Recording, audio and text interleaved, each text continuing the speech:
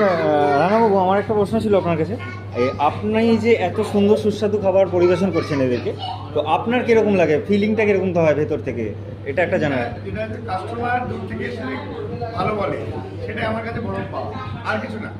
সারাদিন রান্না করার পরে কালকে একজন রাত্রি তখন 10টা 10:30 বাজে এসে বলছে, দাদা আপনি এখনো হাসছেন।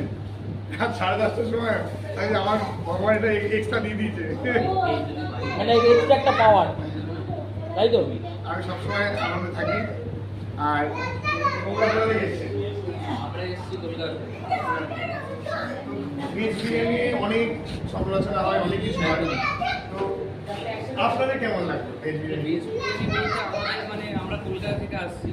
ভেজ বিরিয়ানি বলতে মানে একটা মানুষের থাকে না কী হবে না হবে, এটা আমারও এককালে ছিল, মিথ্যা তো বলবো না, এককালে ছিল। ফেসবুকে প্রথম যখন দেখি রান্নাদার হাসি দেখে আমার প্রচণ্ড ভালো লেগেছিল যে এত পরিষ্কার মনে রাখতে মানুষ। কিন্তু এখানে এসে বিরিয়ানি বিশেষ করে এই সয়া চাপটা কেন যে এখানকার সিগনেচার ডিশ আমি এটা খেয়ে বুঝলাম। হ্যাঁ, আমি সবাইকে রেকমেন্ড করবো অবশ্যই আসবেন। মায়াপুরে এলে প্রচুর দোকান আছে, অথেন্টিক জিনিসটা খেতে চাইলে এখানে অবশ্যই আসবেন। আপনি একটা ভালো কথা বললেন যে রানাবাবুর মুখের হাসিটা খুব সুন্দর, সত্যি খুব সুন্দর। আমি আমি আমার কাছে পার্সোনালি খুব ভালো লাগে যে সবসময় এরকম হাসতে হাসতে পরিবেশন করা মানুষকে, সবার দ্বারা এটা সম্ভব না। সবাইকে বলি যেটা দিয়েছো সেটা রেখো, যেন আমার কাছ থেকে কেড়ে নিও। একদম।